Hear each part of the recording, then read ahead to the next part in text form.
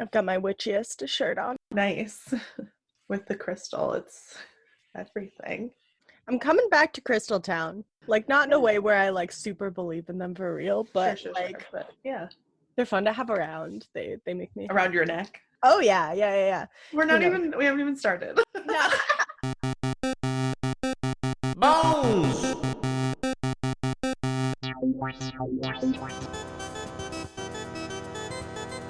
Bones!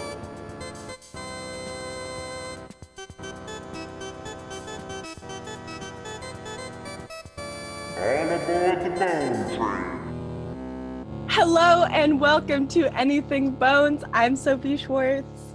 I'm Katelyn Hart. Hi, welcome to our podcast. Ba-da-da-da-da-da, first recording of 2021. That's right. Yeah, it's 2021. It's a whole new year. And I have the same bones that I had last year.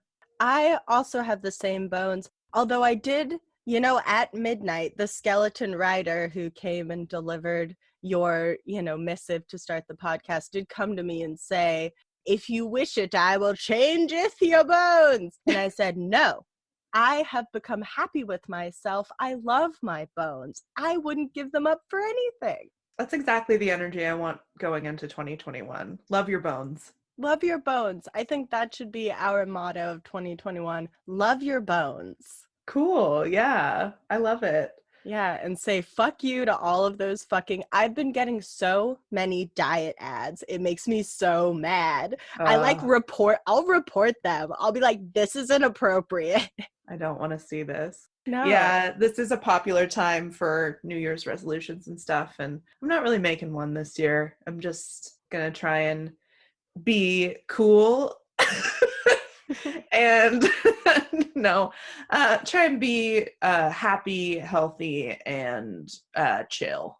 I guess that's God, the vibe right now. I have to read you this. Where's the notebook?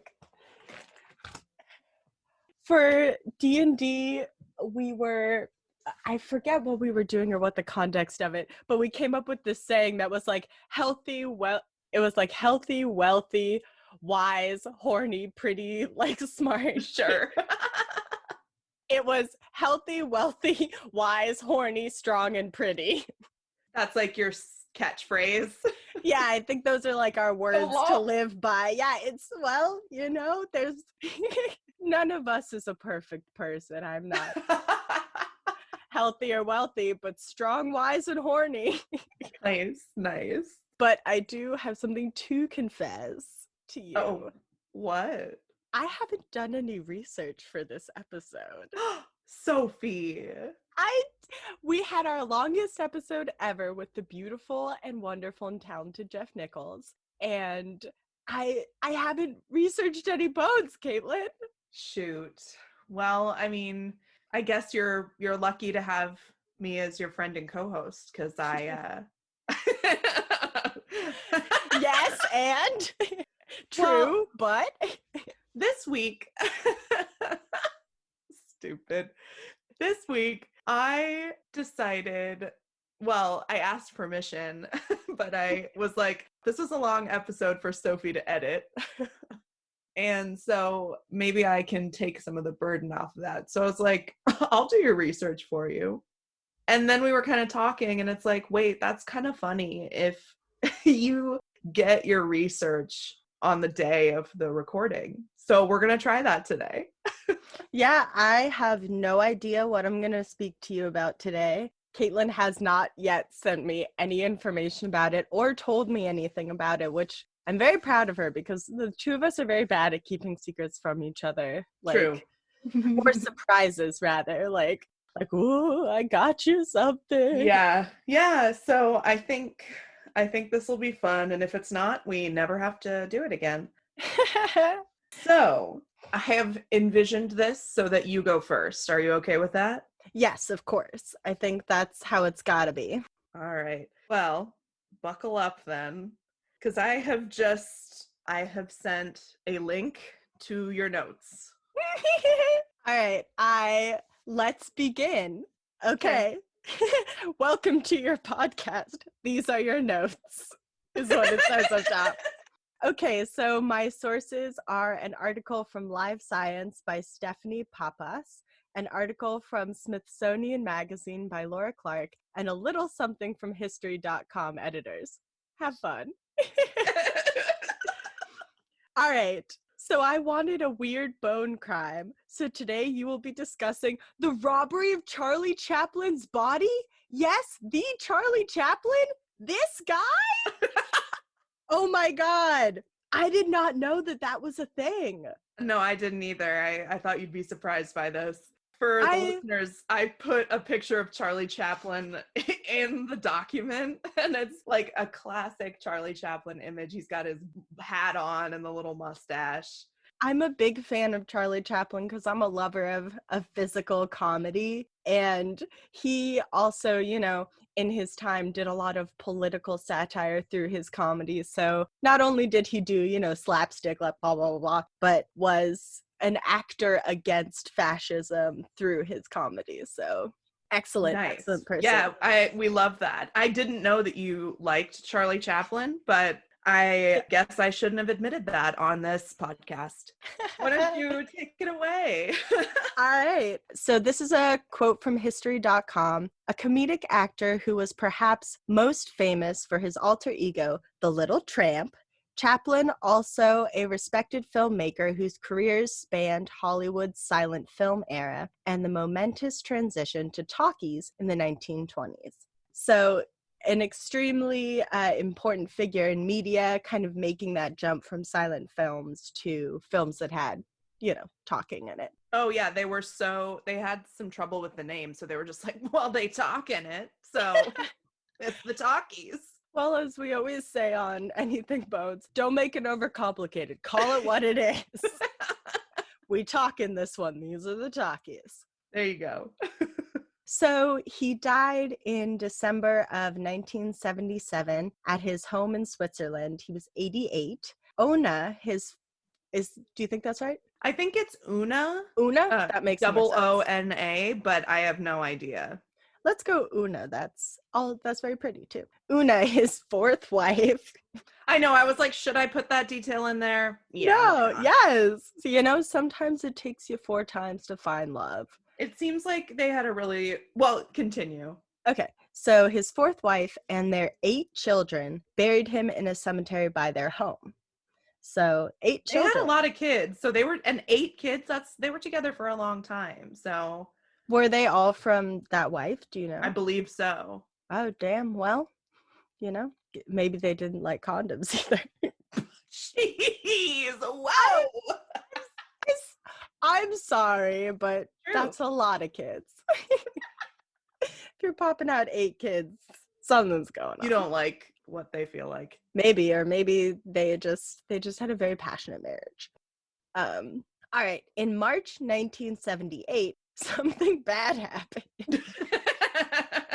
So there are a good amount of quotes in your research, but I did editorialize a fair amount. No, I like it. It lets me know with what tone to read. Yes. It's next. Oh, now if I had it to do over again, I would put like tonal shift here. Become somber. Yeah. Okay, this is me. Somber. Something bad. Y'all, something bad's gonna happen. Mm-hmm. Okay, quote. This quote from lifescience.com. According to a contemporary report by the Associated Press, Chaplin's entire coffin was missing, and drag marks in the grass suggested that it had been dragged to a nearby alley and whisked away by a truck. At first, there was no hint as to who had stolen the famed body. Some speculated that crazy fans had stolen the body and repatriated it to Chaplin's native England. Interesting. So, yeah. Okay, so they didn't found just one take day. His body. They took everything. I mean, if you are in a hurry, you know, we've talked about grave robbing before and how intricate it can be with having to dig behind the headstone and like breaking open the coffin, you know, and maybe they wanted the coffin too. Maybe they just wanted the whole rigmarole. Well, you'll see. Okay. We know why they did this. And spoiler alert, they stupid. Okay, on March 2nd, 1978, Una Chaplin got a call from the local police. Quote, they said, look, someone's dug up the grave and he's gone. Look, all right, I'm going to give it to you straight. Look, lady, look. They dug up the body and it's fucking gone. What? I don't know what to tell you. Yeah, I believe that was a quote from Charlie Chaplin's son, Eugene. Yes, yes. So the body snatchers called Chaplin's home and asked for $600,000 for the safe return of Chaplin's body and threatened the lives of the couple's young children if their demands weren't met. Oh, come on. Why are you doing this? $600,000? Like, dude, stop. It's Charlie Chaplin. Ask for a cool mill. Like, I know that this is the 70s, but like, if you're going to take the time to steal the coffin, the body, and whisk it away, that's a lot of effort. You want a cool mill. You want a little more than $60,000. Come on, people. It's Charlie Chaplin. $600,000. Excuse me. $60,000. I'd be like, excuse me. I wouldn't even get out of bed for that. No. Okay. Una said, no, thank you. You can fuck right off. Well, not in those exact words, but she said no because her husband would have thought the whole thing was ridiculous. Quote, the body snatchers were desperate and the local police diligent. In May of 1978, one second, I'm going to go at that one more time. Listener, I am dyslexic, so sometimes cold reading is bubbly for me. All right. The body snatchers were desperate and the local police diligent. In May of 1978, expected another call from the crooks. Police had Una's phone tapped and every one of the area's 200 phone booths monitored by detectives. The efforts paid out, and two mechanics and political refugees from Eastern Europe, Roman Wardas and Gastachio Ganev were finally nabbed. Nabbed. And that's from the Smithsonian Magazine. The cops like went all in on this. They were like, they tapped 200 phones just on the off chance that the grave robbers would use them. Well, it's the body of Charlie Chaplin. Like, that's not something to sleep on. Yeah, and we've talked about, like, what was it? Harrison's son who was body napped when we were talking about the torpedoes and stuff. Yeah. This is a whole nother level of, like, this is an extremely public figure. So I imagine there was a lot of pressure on the police to get this body back. Yeah, but it also sounds like the family was like, dude, just stop. Like, this Charlie would have thought this was ridiculous. No. Yeah. They really only had to take it, the family, it seems like, only took it seriously because the grave robbers, like, threatened them in the end. When it seemed like they weren't gonna actually give them the money, they were like, well, okay, I'm gonna threaten your family. So it seems like these guys were really desperate. They were desperate, and that's just, you don't need to do this. So they led the police to the body, which they had buried in a cornfield about 1 mile from the Chaplin's family home, and they were prosecuted for grave robbing and attempted extortion. Mm-hmm. Why bury it so close to the home? Unclear. I mean, yeah, they go to all this trouble and they're just like, oh, let's put him in a cornfield. Like... It's like, oh, he was behind the couch the whole time. Yeah, basically. It's so weird. I don't know why anyone would think this would work. It's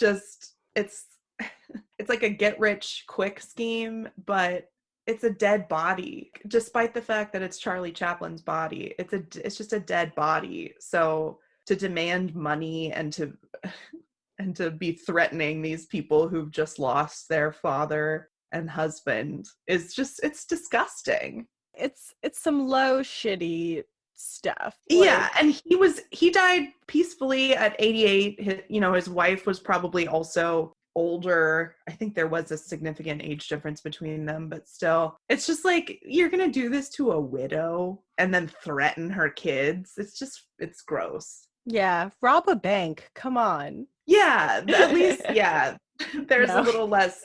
Well, it's just so like weirdly personal just because he was famous.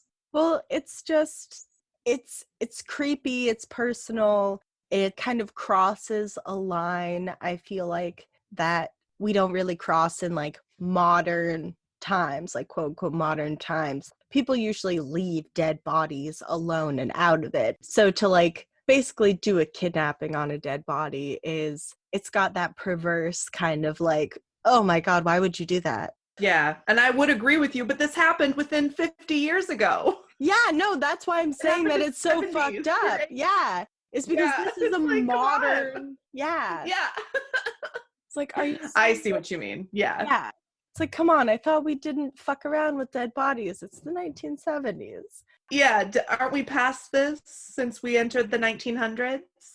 Yeah, since medical students could get donated bodies, like, aren't we done with stealing people's remains? Anyway, definitely not. There are lots of modern grave robbings. Wardez, identified as the mastermind of the plot, was sentenced to 4.5 years of hard labor. As he told it, he was inspired by a similar crime that he had read about in an Italian newspaper. Gavinez was given an 18-month sentence as he was believed to have limited responsibility for the crime. These guys are something, though. What Italian newspaper is he reading? Like, I don't know, the Milan Examiner. Yeah, but like, if somebody's writing I guess the article, it could have gone both ways. He probably read an article where people got away with it, or they like did make money off of it. So he was like, yeah, I'm gonna make some money off of that. Because I can't imagine that he would read an article about somebody bungling this and be like, oh, I know how I'm gonna make that better. I mean, the hubris of man, though. Like, I could True. totally see, some people I know be like, a grave robbing, they fucked it up. I would do it so much better than that. I would ask for $600,000. I'm gonna get more, and it's gonna be a more important body. It's gonna be Charlie Chaplin. Woohoo! I'm gonna steal the whole thing. That's where they went wrong. Yeah. So only there. Only there. No, the rest of this seems like it was done perfectly. Yes. Here's a quote from Smithsonian Magazine. Quote, both appeared somewhat sorry for their crimes. Oh, good. Yeah.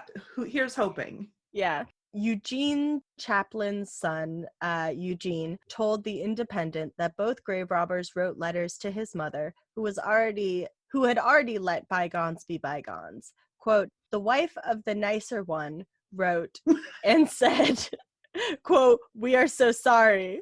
My mother wrote back and said, quote, look, all is forgiven. She's like, listen. My favorite part of that is the wife of the nicer one. The nicer grave robber. Yes, both of the grave robbers seemed sorry, but the nicer one, Which one was it? I don't know. He doesn't specify. Was it the mastermind or the accomplice? Look, we're sorry. Look, there's a lot of look, I'm going to level with you here in this story. That's what I love about Una in this story, is that she kind of reads to me as very no nonsense. She's like, yes, all is forgiven. Please stop bothering me. Yeah, just fuck off. Don't stop it. Don't do it. Charlie Chaplin was buried back in his original plot, but the family decided to put concrete over the top of the grave to keep out any other idiots with a wild scheme to make money. So I think that's a great idea. Yay! Sorry, I kept reading and it was like, you finished your story. Don't read any further. This is my stuff. But I think concrete over top of the grave is a great idea. I might suggest a grave torpedo. Possibly, but I believe Abe Lincoln's family did the same thing once his body was returned. I think it might have been a thing that after famous bodies are stolen, they're reinterred with some concrete just to ward off any other assholes. Yeah, I mean, it's sad that has become a trend for significant persons, but I think you do what you gotta do. Honestly, if my body got stolen after death, I think my soul would be laughing because I'd be like, I'm going on an adventure after death. Where we go and take me to a Denny's?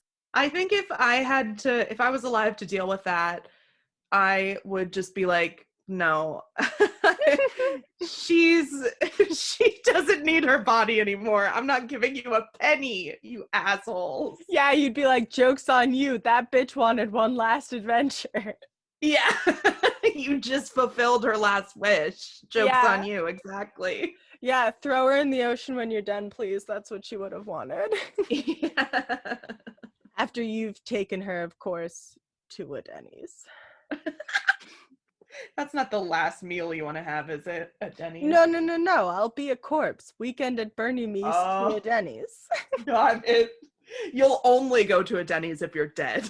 Yes. I see. Mm-hmm. That is when I shall go to the Denny's after my demise. Your pancakes cannot touch me. Oh, God. That's funny. Well, good job. You're done. Thank you. Thanks for doing my research for me. I loved that. That was an awesome topic. That kicked ass. That's something I definitely, would have chosen for myself. Like I told you, I wanted a weird body crime, and you delivered immensely. Yeah. You should see some of the things I had to Google. Oh, I'm sorry. No. It's not your fault. We did, a little behind the scenes, we did discuss like that I was going to do her research, but I wanted some kind of direction. And Sophie goes, like a weird bone crime. And I was like, say no more. I'm sure I can find something in that category. Yeah, I was like, do you want any more? And she's like, nope, I'm on it. Yeah. I was on the phone with Odessa last night because I had been just like, doing research for episodes in the future. And she sent me something and I was like, oop, I have to close the 6,000 tabs of horrifying skeletons I have open. Yeah, can relate. I read a lot of bad stuff now. Okay. So, for my topic, because now it's my turn. One of Sophie's sources from Live Science was how this all began. I don't know what I ended up Googling to find this, but I ended up on this Live Science article called The 6 Most Gruesome Grave Robberies. And it's by Stephanie Pappas from July 17th, 2015. So there were little blurbs about a few different famous grave robberies. One of them was that story about the president's son that we covered in a previous episode. And then one was the Charlie Chaplin grave robbery. And then the one I'm going to talk about is the grave, just the weird trajectory that the body of Thomas Paine took. Do you know who Thomas Paine is? I think that I do. The name probably sounds familiar. It did to me too. He wrote the pamphlet Common Sense. That's what he's best known for. He was, quote, an American Revolutionary War patriot and an author. Thomas Paine earned a place in American history with patriotic writings during the American Revolution. Born in England as the son of a corset maker, he only received formal education until the age of 12.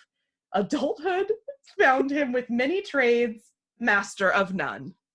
I feel like I know some people like that. So That quote is from findagrave.com, and it's Oh my God, my dad emailed me about that. it's great. No, it's just a bio for Thomas Paine, but it's by this badass bitch, Linda Davis, who is a great writer, and I have a lot of quotes from her in here because I just love the way she writes. Fuck yeah, Linda Davis. My other sources were, of course, the Live Science article by Stephanie Pappas that I mentioned, and then an article from the New York Times by David Chen. I believe that was published in 2001. Okay. He was a great writer, and I wrote, and he knew Ben Franklin. Fuck yeah, our guy, the serial killer Ben Franklin. By this point in the research, I had done your research and I was on mine. So I was a little bit like, yeah, he knew Ben Franklin. I don't know. No, NBD. Yeah. Quote, he anonymously published his pamphlet, Common Sense, which was written in the language of the common man, urging immediate separation from England.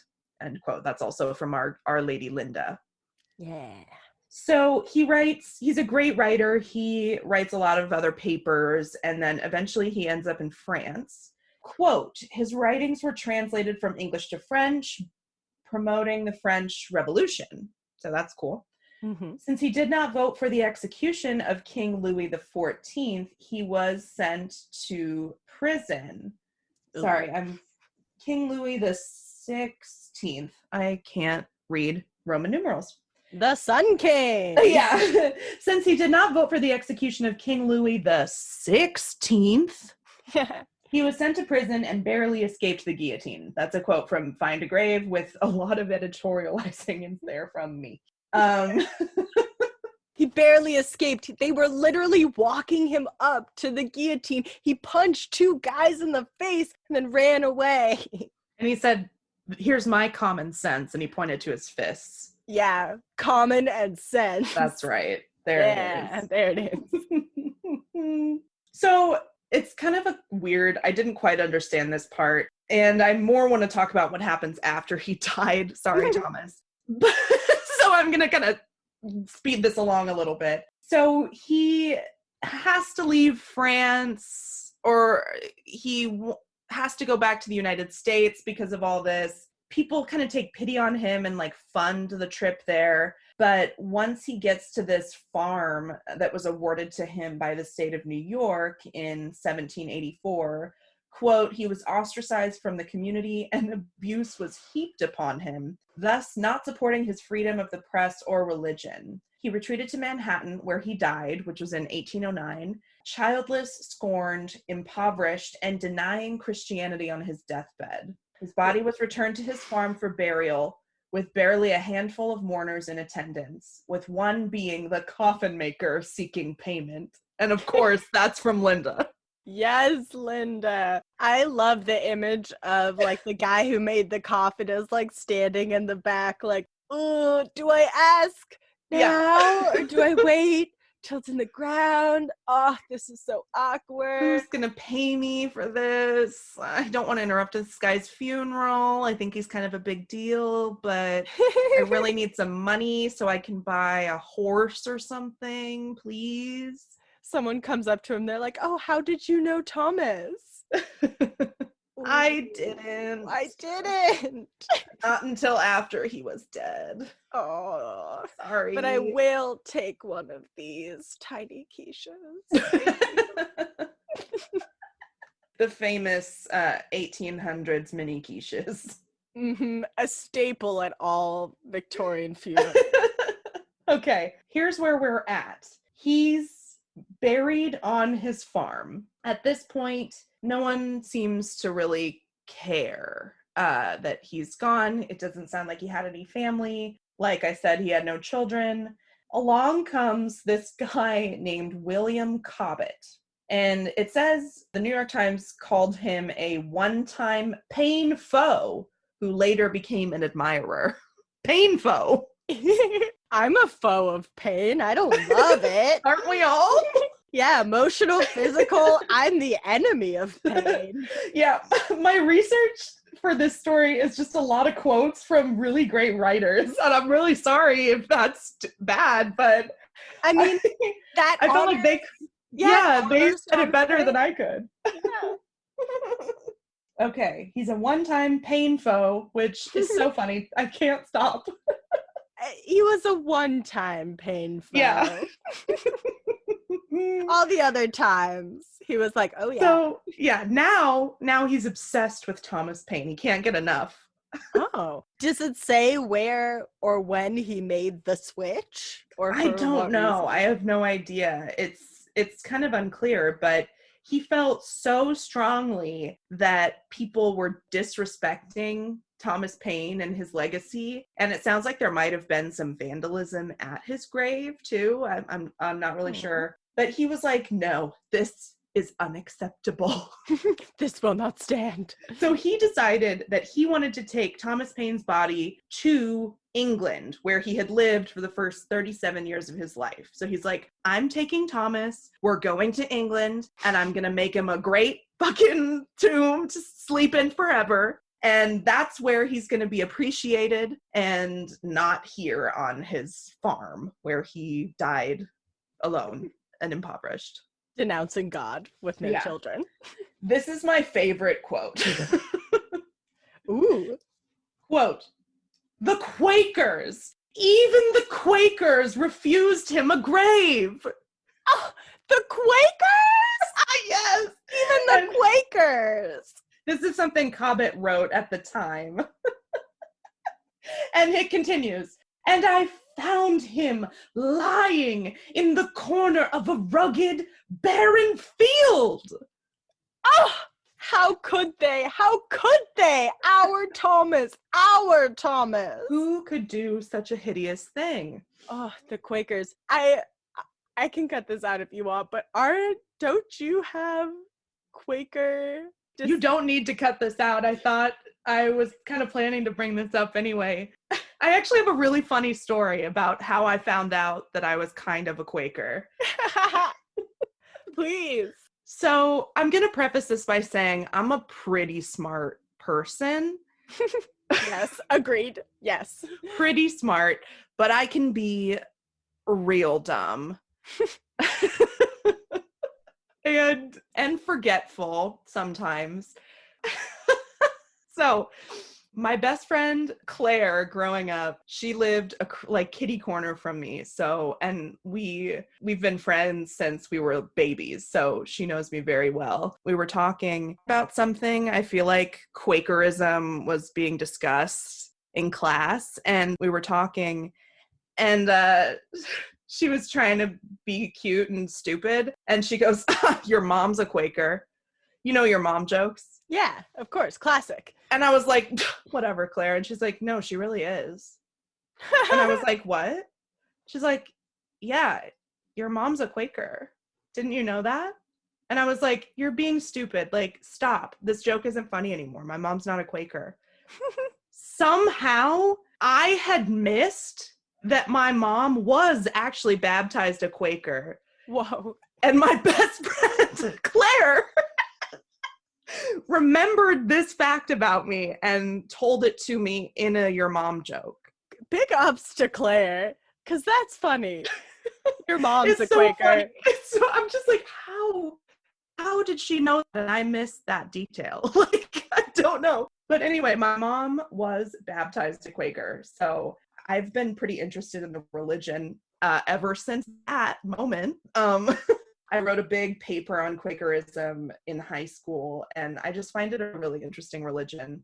I've been to a couple services, and very cool religion anyway. But back to the bones, the Quakers wouldn't give Thomas Paine. No, as cool. They were like, no. As cool as these Quakers are, they would not bury Thomas Paine. Yeah, they were the first organized religion to condemn slavery. Oh, fuck yeah, Quakers. If I remember correctly. Yeah, Quakers Quakers, women and men have always been considered equal in their church, which I liked. My paper was basically like, Quakers are awesome, actually. That was my thesis. I feel like learning about Quakers in school, like I was surprised at how liberal they were, especially because my view of Quakers had always been that they were all the oat man. I was just gonna say oatmeal. Yep, Quakers, yep. oatmeal. There's about 7 of them hanging out in my pantry right now. Walnut, cranberry apple. There you go. Oatmeal. I love them. Continue the bones. Yeah, sorry. Anyway, Quakers are cool, but they said no to burying Thomas Paine, apparently. But I think Cobbett might have been a little off his rocker. He was possibly exaggerating. Okay, so they go to New Rochelle, New York, where Paine is buried. Cobbett does actually convince a few people to help him. Good. And they get the coffin, and apparently they go to England. But this is where it gets a little bit fuzzy. Here's what Live Science says. Quote, the funds for the memorial never materialized, and Cobbett ended up keeping Paine's body in an old trunk until his own death in 1835. Fuck. Damn. New York Times also says, quote, the trouble was hardly anyone else cared about Thomas Paine. I'll add that in. So Paine's remains were kept in a trunk in Cobbett's attic. Paine's remains is a great. Paine's remains. Painfo. Painfo. Paine is an awesome last name, I guess. I mean, I will say this. When my grandparents on my dad's side did pass away, they were both cremated, and they both may have spent an extended amount of time hanging out in our garage or in my brother's room. They've lived in many places, but we keep being like, we're gonna scatter them, we're gonna do it. So I imagine that this guy, what's his last name again? Cobbett would just walk up to the attic sometimes and just look at the box with Thomas Paine and just be like, oh shit. Who's got the money? Who's got the time? Why did I do that? And this is kind of speculation because, you know, this happened a long time ago. That Cobbett died in 1835. Obviously, Thomas Paine died way before that. So this is all kind of speculation, but I just, the hypocrisy of like, we have to get Thomas to a tomb, and it has to be beautiful, and it has to be in England, and nobody's gonna even breathe on it, so it's gonna be perfect. And instead, he ends up stealing his body and leaving it in a trunk in the attic for 20 years. Like, dude, come on. Relatable, though. What? Who among us has not procrastinated on an important project? Yeah, the best laid plans, I guess. But, it's just so weird. Well, you know, if you don't have the money and you don't have the time, sometimes Thomas Paine doesn't get buried. No. So Cobbett dies, and apparently Cobbett's son tried unsuccessfully to auction off the bones. So he may have buried them in a family plot, or maybe he didn't. We don't know. Thomas Paine's bones? Yes, he may have been buried in the Cobbett family plot. We don't know. Because people all around the world claim to have pieces of Thomas Paine. Huh. Because they say that the son may have auctioned off body parts. Well, what are you supposed to fucking do? You're like, your dad dies, and you're like, shit, I have a 2-for-1 special here. I have 2 dead guys. Oh, God. Because isn't that what happened? Kind of, yeah. I mean, my question is, did his family know about Thomas Paine's body being in the attic? Or was that something they discovered after Cobbett was dead? Because that's a fun surprise. That would not fly with me. I'd be like, Dad, who is this? Dad, whose body is in the trunk? Are you a murderer? Yeah, that's what I might think. Yeah. I'd be like, did you kill this guy? Yeah. So part of me thinks that maybe the family did know.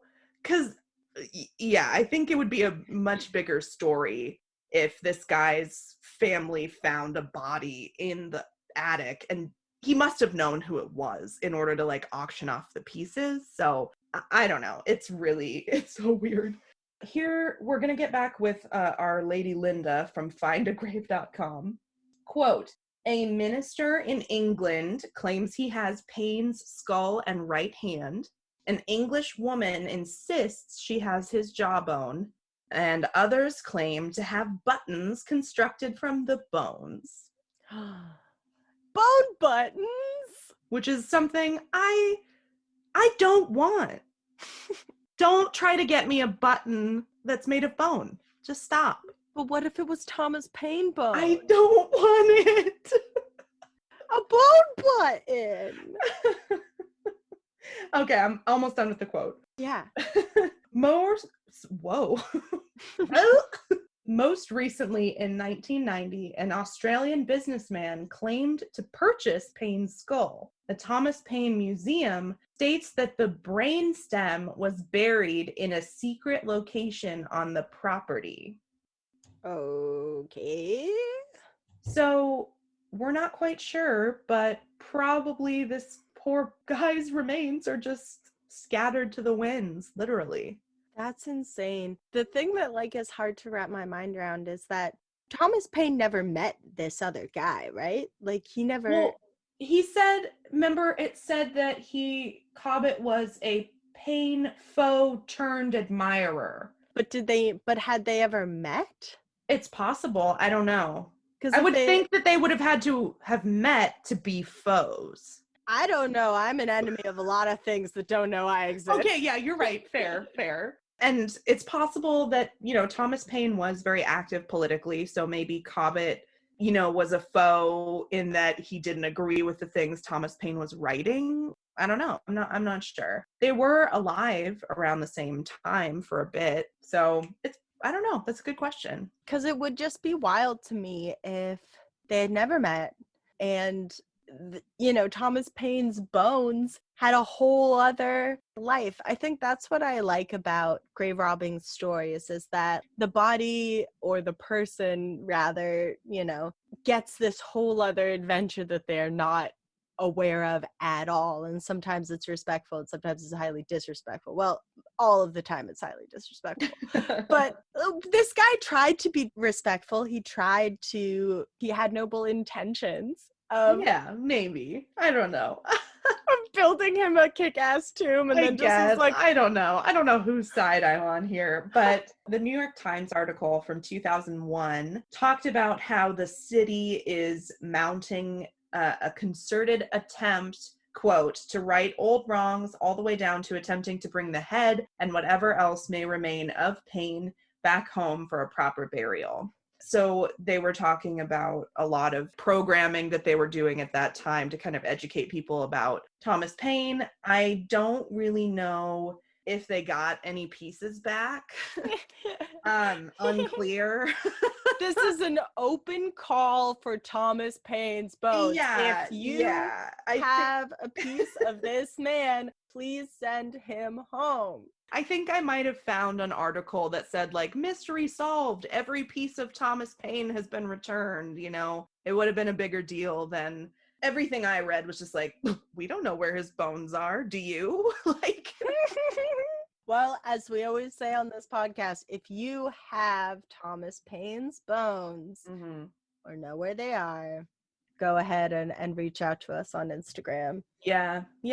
And I'm going to end my report with one more quote, shocker, because this book report is all quotes. Here's another guy that I think is really, really into Thomas Paine. This is a quote. This is a quote from Brian McCartan, executive director of the Thomas Paine National Historical Association. And I got this quote from the New York Times. He's talking about Thomas Paine. Quote, his picture should be up there with the founding fathers. Why isn't it? Because he's dangerous. But the bones, because of their unique and borderline bizarre nature, hopefully that will get people interested in Paine first and then make them realize that he was a true visionary. End quote. Oh man. Oh man. People are horny for this man. Mhm. I feel like people love this guy. Thomas Paine died in shame, but not shame, but he died without a friend in the world, and now people really like Thomas Paine. Good for him. Good for them. Yeah. Everyone needs a hero. And mine is Thomas Paine. And I love Thomas Paine. And I love Paine. Oh my God. All right. That's grave robbery. 2021 with some robberies.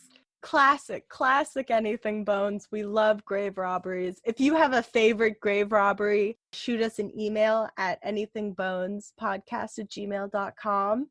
We're always looking for new fun stories or not so fun stories. Yeah, they don't have to be fun, but they do have to be about bones, please. They do have to be about bones. Thanks so much for listening. I had so much fun on this one. Yeah. We'll have to turn the tables and do it the other way. Yes, soon. I was going to say thank you for trusting me, and then someday in the future, within reason, I will demand that you do my research. Yes.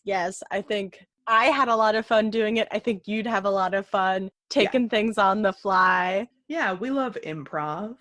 We love improv. I love to improvise. I'd like to think I improvise every day. Well, thanks for listening again. We hope you're having a good start to your 2021. And if you're feeling really generous, hop on over to Apple Podcasts and leave us a review, because we are a brand new podcast and we're trying to get noticed, people. Help us out if you can. We love you. Yeah, we love you guys so much. This year, remember to love your bones. Yeah, we're starting our new thing, Love Your Bones. And as always, oh my God, I fucked up the last line. Oh my God. As always, bon voyage. Bon voyage. Bye-bye. Bye. Thanks for listening to Anything Bones. Follow us on Instagram or Facebook at Anything Bones Podcast, or email us at anythingbonespodcast@gmail.com. Thank you to Nick Kruger for our spooky music and Stephen Vetteroff At Chubby Scrubby on Twitter. for our jazzy vocals, and thank you to Camilla Franklin At Camilla Strader on Instagram. for our beautiful bony artwork. Please rate, review, and subscribe. Healthy, wealthy, wise, horny, strong, and pretty.